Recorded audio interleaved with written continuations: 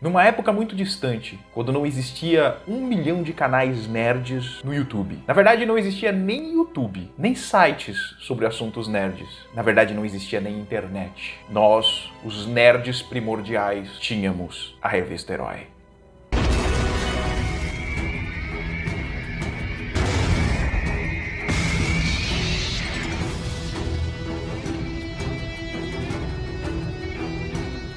Fala galera, beleza? Arnaldo aqui de novo. E estou eu fuçando a internet em busca do assunto motivador, do assunto inspirador, do assunto que eu vou dizer, cara, isso é algo que vale a pena ser falado. E eu me defronto, me encontro com esta pérola, desse tesouro escondido no fundo da internet. Esbarrei em alguma coisa aqui. Esse tesouro escondido no fundo da internet, a Revista Herói número 1. E como eu disse antes, né, houve uma época em que não existia nem internet. Tem gente que diz assim, eu estou aqui desde que a internet era mato.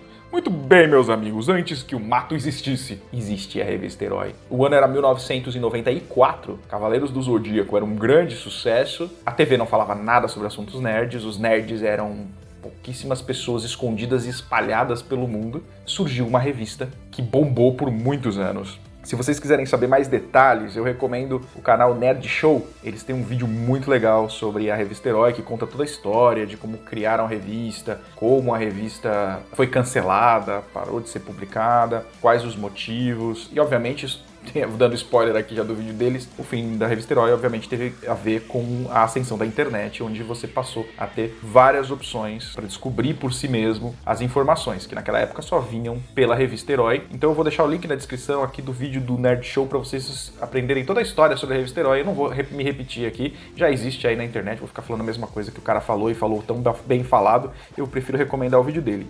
O que eu quero fazer hoje aqui é compartilhar com vocês esse PDF maravilhoso que eu achei perdido aqui na internet da Revista Herói número 1. E vamos dar uma olhada lá o que tem nessa revista. Então, começando aqui, ó. Número 1, edição de colecionador Revista Herói. E realmente os caras estavam certos, né? Isso aqui é uma edição de colecionador. Eu não tenho essa revista. Eu tenho a 2, tenho talvez até a 3. Eu tenho várias revistas Herói. Eu podia ter pego pra mostrar pra vocês, né? Mas eu tenho um bolo de Revista Herói aqui. Mas não vou pegar agora, não. Já vai dar muito trabalho de desconectar o microfone e o escambau.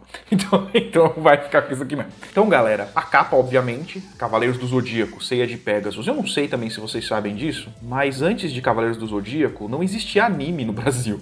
Já tinha passado o Zillion, alguns anos atrás, já tinha passado, acho que a Princesa e o Cavaleiro, já tinha passado algumas coisas assim, mas nunca foi uma coisa que as pessoas considerassem importante e contínuo, na verdade. Os Tokusatsu, que era o Changeman, Jaspion, Kamen Rider, eles já tinham existido antes, durado por um tempo. De vez em quando sempre tinha uma série nova, acho que a última foi lá, tipo, o Inspector. A primeira foi Jaspion, com certeza. Passava sempre na Rede Manchete. Aliás, a Revista Herói, quando a Revista Herói existiu, a Manchete ainda existia, né? Cavaleiros foi aquilo que gerou o grande começo de tudo que existe hoje. Se você é fã de anime hoje, ou de mangá, você deve isso aos Cavaleiros do Zodíaco. Você pode não gostar de Cavaleiros do Zodíaco, mas você tem que saber que foram os Cavaleiros que trouxeram isso pro Brasil. O Brasil antes, ninguém sabia o que era mangá. Não sabia mesmo. Não era uma coisa de dizer assim, nossa, as pessoas imaginavam que existia gibi japonês. Ninguém sabia. Só a galera que morava lá na Liberdade, que comprava essas coisas lá nas lojinhas de importados, de gibis e de mangás, né, de jornais e revistas importadas do Japão. Fora isso, o resto do Brasil não sabia o que era, né? E o bairro da Liberdade é um bairrozinho desse tamanho no centro de São Paulo, né? Então a capa da Revista Herói número 1.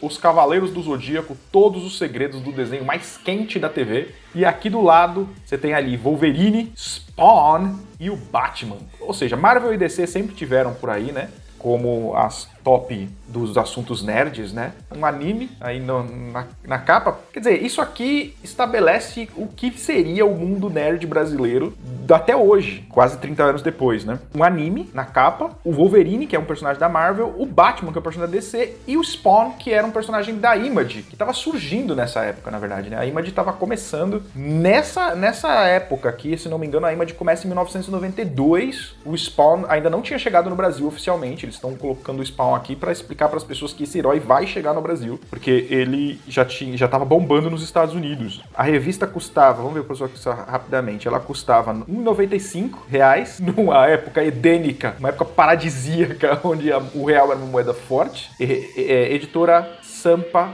Acme.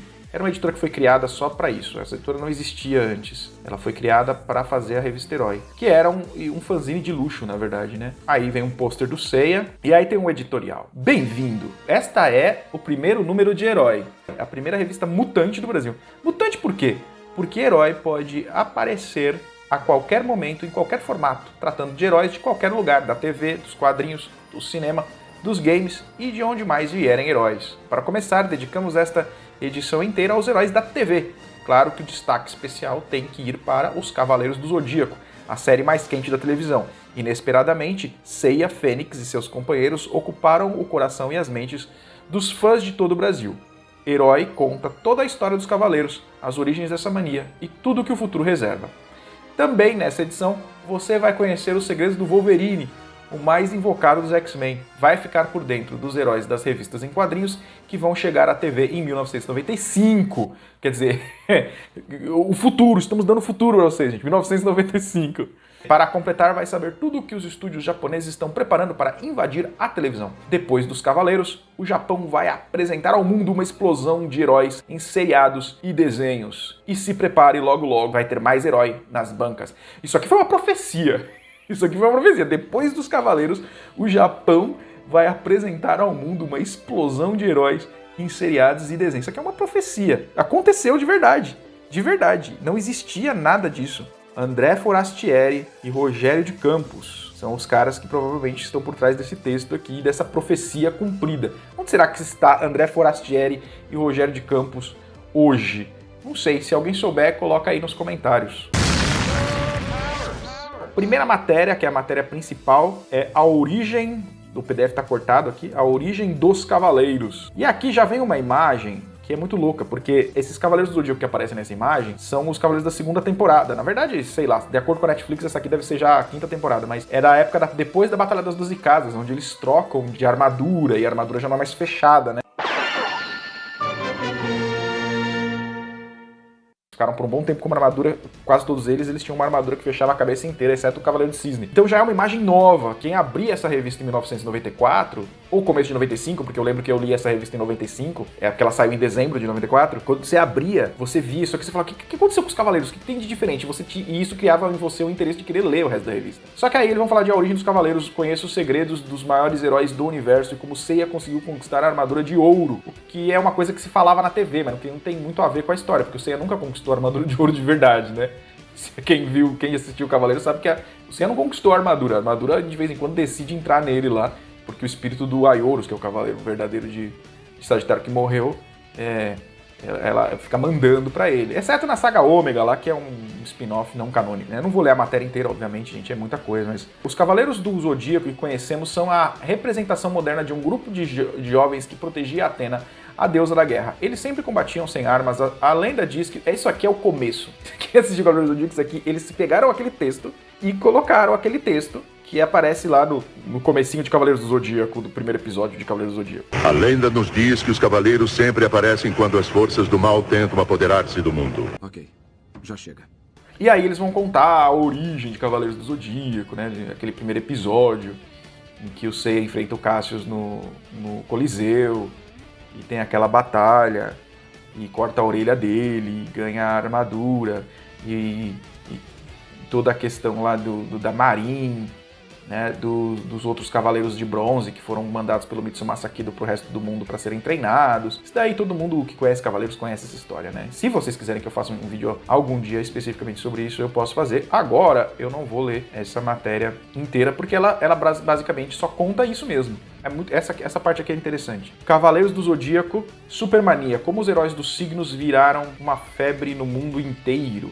Todo mundo sabe que os Cavaleiros são a maior mania do momento. A moçada não fala em mais nada. Na escola, na rua, na televisão, na internet? Não, porque não existia internet. Em todo e qualquer lugar, onde quer que você vá, é praticamente impossível ficar imune aos mais novos heróis do universo. Ó, o pessoal que reclama da Panini. Olha lá, ó, herói, espaço is. Parece que tá meio em inglês aqui, hero is, né? O pessoal que reclama da Panini não sabe que esses erros sempre aconteceram, minha gente. A Abril não errava tanto assim, mas enfim. Mas nem todo mundo sabe que essa mania foi super planejada. Os Cavaleiros do Zodíaco foram criados no Japão pela empresa Toei Animation, um dos principais estúdios de desenho animado do mundo.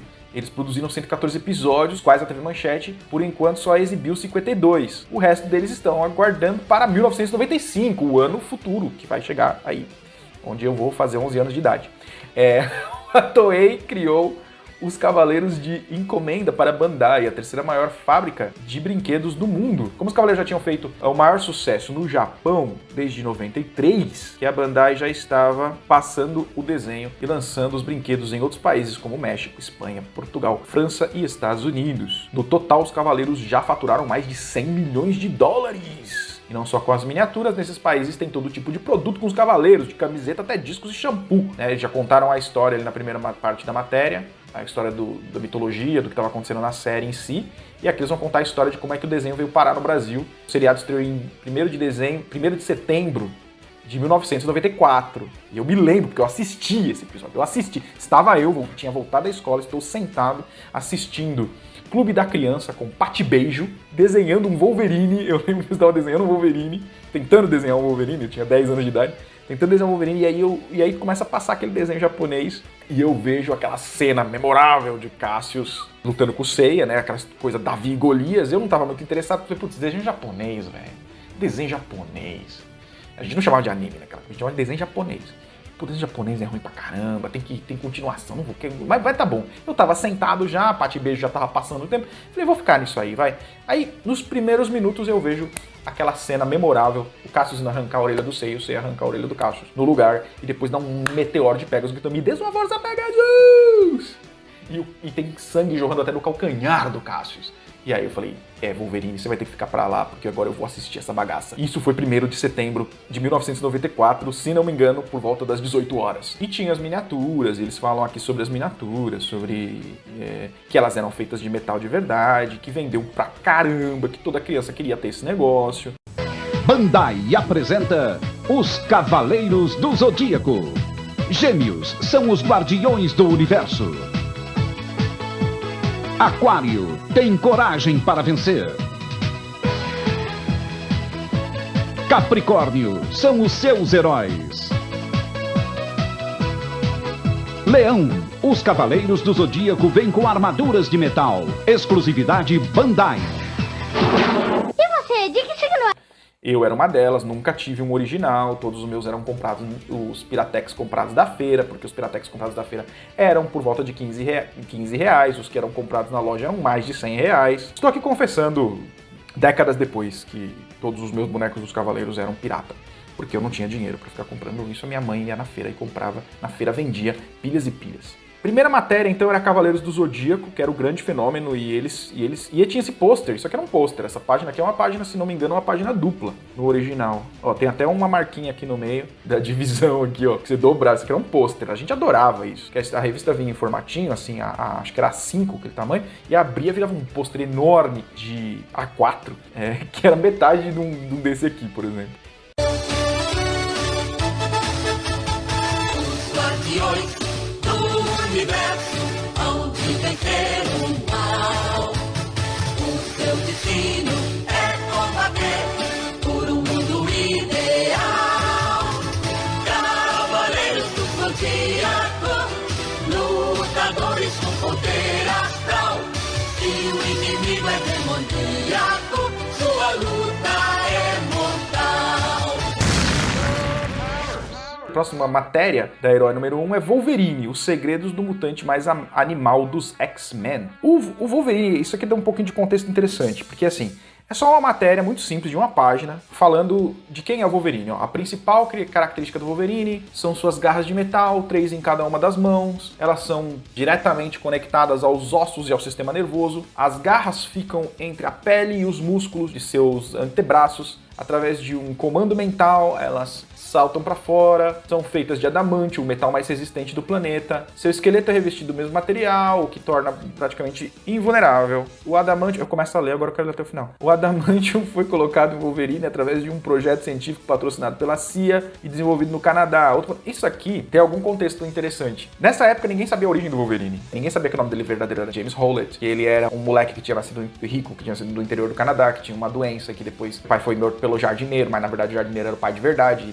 E assim, ninguém sabia nada disso. Nessa época, a origem do Wolverine era um mistério. Mas o Wolverine era um personagem muito importante. Ele tinha revista publicada no Brasil, ele aparecia nos X-Men, na revista dos X-Men, e o desenho dos X-Men tava passando na TV, né? Aquele desenho do... Aquele desenho que é o que eu quero ver a Marvel, inclusive, adaptar nos cinemas. Eu quero que a Marvel adapte aquilo. O X-Men tem, sei lá, 50 anos de história, mas eu quero ver aquilo ali no filme, na versão UCM dos X-Men. Então o Wolverine era muito grande em 1994, 95. Aparecia na revista dos X-Men desenhado pelo Jim Lee, que foi talvez, acho que ele e o John Byrne provavelmente são os desenhistas mais famosos dos X-Men de todos os tempos. Porque o Jack Kirby, que criou os X-Men, não é o cara que fez os X-Men ficarem famosos, né? Na época do Jack Kirby, o Wolverine não fazia parte dos X-Men. Quem conhece X-Men, escreve aí nos comentários qual que você acha que é o maior desenhista dos X-Men de todos os tempos. Na minha opinião, são John Byrne e Jim Lee. E o John Madureira também, que é um cara que eu adoro, mas eu admito que ele não tem uma influência tão grande aí na relevância histórica. Então, aqui conta a origem de como é que ele foi... A origem do Wolverine aqui que é contada aqui é aquela de... como ele foi pego pelo governo canadense e recebeu o adamantium. É aquela que está contada em Arma X, do Barry Windsor Smith. Era a origem oficial do Wolverine até então, mas nessa época ninguém sabia ainda da infância e tal. E nem da relação real dele com o Dente de Sabre, né? Porque, afinal de contas, ele e o Dente de Sabre eram o quê? Então aqui os dois... Outro pôster, uma página inteira, Wolverine brigando com o Dente de Sabre aqui. Essa página maravilhosa, desenhada por alguém que eu não sei quem é. Tá assinado ali Tex, eu não sei quem é esse desenhista. Talvez Eduardo Teixeira, não sei. Nessa época a gente suspeitava que Wolverine e Dente de Sabre eram pai e filho, né? Que o Dente de Sabre era pai do Wolverine, que ele chama o Wolverine de filho numa história escrita pelo Larry Hama e desenhada pelo Mark Silvestre, que saiu Wolverine 30 e alguma coisa, da editora Abril. Hoje a gente sabe que, na verdade, o Wolverine matou o irmão do Dente de Sabre, né? E o Dente de Sabre sempre, todo aniversário do irmão dele, ele ia encontrar com o irmão dele pra bater nele, pra bater no irmão, pra torturar o irmão. O Dente de Sabre sempre foi um psicopata. Como o Wolverine matou o irmão dele, ele passou a perseguir o Wolverine, porque ele tinha essa tradição de bater no irmão, e se agora não tinha mais o irmão porque o Wolverine matou o irmão dele, então ele ia bater no cara que matou o irmão dele, que era o novo irmão dele. Essa é a origem que a gente sabe hoje da rivalidade Wolverine e Dente de Sabre. Naquela época ninguém tinha ideia e o Dente de Sabre gostava de ficar mexendo com a cabeça do Wolverine, falando, não, na verdade eu sou teu pai, na verdade nós somos irmãos, né? A origem dele, que foi lançada depois, escrita pelo Paul Jenkins e desenhada pelo Andy Kubert, mostra essa possibilidade de o Dente de Sabre ser o Cão, que é o irmão do Wolverine. Depois foi revelado que o Cão é um personagem, o Dente de Sabre é outro personagem, mas aquele filme do Wolverine Origins, com o Hugh Jackman, confunde isso, né, e mescla o Cão e o Dente de Sabre como se eles fossem o mesmo personagem. Não são. Wolverine e Dente de Sabre, nos quadrinhos, não são irmãos. Nos filmes malucos da Fox, eles são. Nos quadrinhos, eles não são irmãos. Eles são irmãos postiços. O Dente de Sabre adotou o Wolverine como irmão para poder torturá-lo, como ele fazia com o irmão biológico dele, que o Wolverine matou. Ora, parece que ele deu suas lambidas antes de partir. Bom, aí depois os novos heróis do Japão, uma tentativa deles aqui de apresentar para nós heróis novos do Japão. E quem é, olha só, o herói novo que a gente desconhecia completamente em 1994. Tô dizendo, a gente desconhecia completamente. Em 1994, quando essa revista saiu, ninguém no Brasil sabia quem era Son Goku. Tá? Ninguém. A não ser, claro, podia ser que, como eu falei, podia ter uma meia dúzia de gente lá na Liberdade que sabia quem era, e alguns super mega fãs de cultura japonesa naquela época. Mas eu não sabia, e meus amigos, ninguém sabia quem era Goku, que tá aparecendo aqui, ó. Dragon Ball Z enfrenta magos perversos. Vamos ver qual que é a descrição que eles fazem de Dragon Ball Z nessa época tão remota. Nas páginas do gibi semanal Shonen Jump para a TV, essa saga criada por Akira Toriyama é uma das mais populares do Japão e sucesso também em outros países. Com muita ação, Dragon Ball Z conta a saga de Goku, seus filhos e amigos na busca das mágicas bolas do dragão. Ainda bem que a dublagem depois corrigiu e chamou de esfera, né? Porque fica muito esquisito. E na luta contra o mal, Dragon Ball Z já rendeu mais de 240 episódios, com 20 pontos de audiência e vários especiais de cinema sempre assinados pela Toei Company. 240 episódios é episódio pra caramba, se a gente pensar que eles tinham falado que Cavaleiros estava em 114. Cavaleiros é 114 até Poseidon. Depois do Hades eu não sei mais quantos tem. Dragon Ball Z já tinha 240 episódios em 1994. Gente, hoje eu não faço ideia de quantos episódios Cavaleiros Dragon Ball tem. E eu não sei se ele tá considerando aqui o Dragon Ball Z com o Dragon Ball sem ser o Z, né? E o GT. Provavelmente não, acho que GT nem tinha saído nessa época. Mas eu não sei, hoje com Dragon Ball Super eu nem faço ideia de quantos episódios Dragon Ball já tem. Se alguém sabe, coloca aí nos comentários. Eles vão falar de Dragon Ball, certo? Kaku Ranger, que era a versão, o Super Sentai que estava saindo no Japão naquela época. Sailor Moon. Gundam, que nunca engatou de verdade no Brasil. Eu não conheço. Alguém conhece grandes fãs de Gundam? Eu não conheço. Zeiran e Iria, não faço ideia do que seja isso. O que é isso?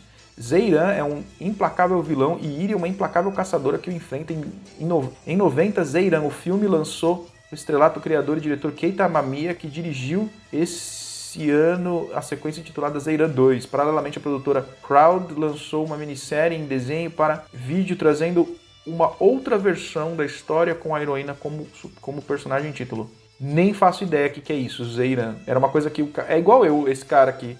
Ele acha umas coisas que só ele gosta... Aí ele bota na revista, da vez nem no Japão o pessoal tem assistido esse Zeiran. É igual eu, assim, acho umas coisas e boto aqui no canal e ninguém tá nem aí. É legal, mas não faço ideia. Nunca ouvi falar de Zeiran nem naquela época e nem hoje em dia, 30 anos depois. Quase 30 anos depois.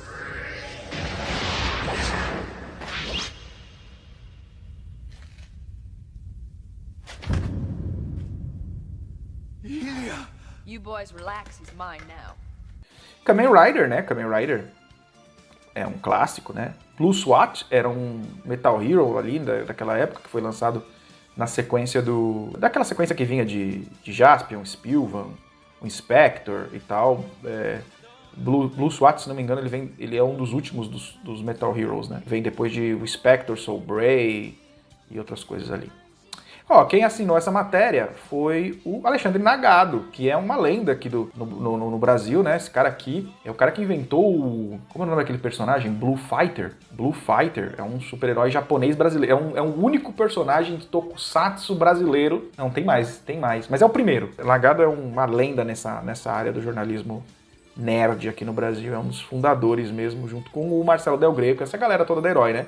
O Alexandre Nagado na Herói, ele era o especialista em tokusatsu, na verdade. Olha lá, o Kamen Rider J, que era o Kamen Rider daquele ano, Kamen Rider J, depois do Black. Eu acho que ele é o sucessor do Black, se não é o Zeto, eu acho que é Black Zeto J, ou Black J Zeto, é um deles, os Kamen Riders. São os melhores Kamen Riders, diga-se de passagem.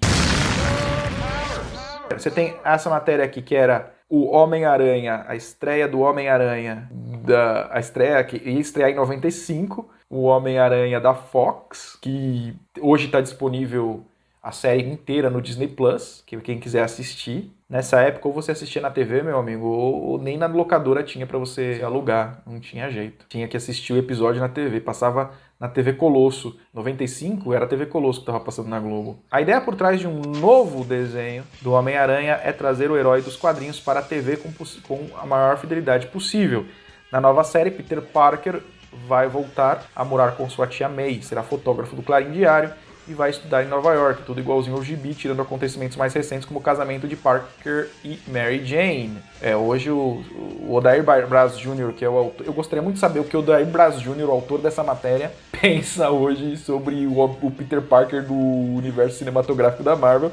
Enfim, né, que é um Homem-Aranha que nunca vai ser igual ao Homem-Aranha dos quadrinhos, mas esse aqui era muito parecido. E uma coisa interessante que ele fala aqui nessa matéria é que a série promete ter um nível técnico bastante elevado porque será a resposta da Marvel ao mega sucesso que é o desenho do Batman. E o desenho do Batman que nós estamos falando é qual?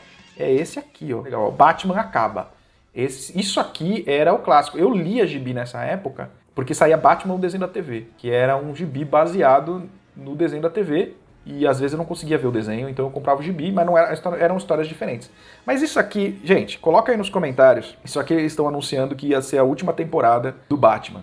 O desenho do Batman está chegando ao fim. Os 20 novos episódios produzidos serão os últimos. Eles estão anunciando que seria o final. E olha que anúncio interessante aqui. Porque o novo filme do Homem-Morcego finalmente terá um Robin, vivido por Chris O'Donnell de Os Três Mosqueteiros. O filme chama Batman Forever e estreia em julho.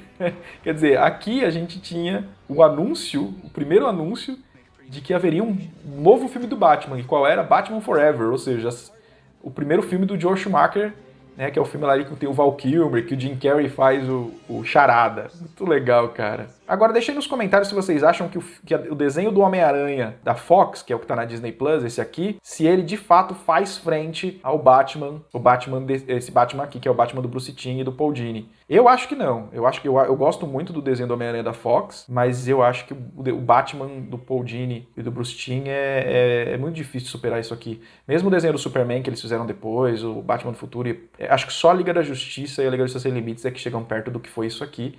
E chegam perto, não superam não. É a minha opinião. Deixa aí nos comentários o que você acha. A última matéria que eu quero falar, na verdade a última é do Batman, mas é falar sobre esses caras aqui, cara. Porque isso aqui é um negócio que valeria muito a pena se falar mais disso aqui, porque isso aqui morreu. Heróis da Image era a última matéria. Os personagens que mais fazem sucesso nos Estados Unidos estão ganhando seus seriados. Isso aqui era um fenômeno na época, né?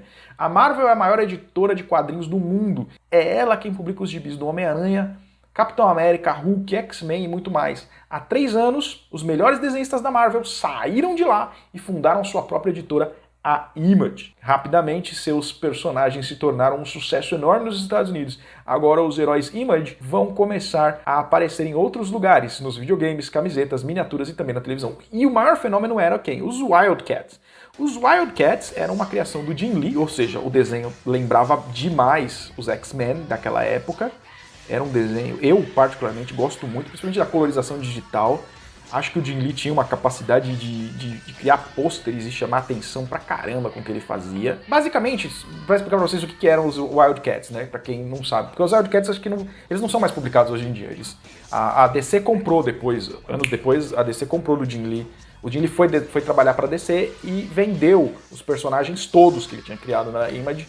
Porque na Image os personagens pertenciam aos criadores, sempre pertenceram, até hoje é assim. O Jim Lee vendeu as criações dele para a DC Comics quando ele passou a trabalhar para a DC, né? E aí a DC meio que de vez em quando usa um personagem ou outro dele hoje em dia, mas não mais eles juntos como Wildcats trabalhando.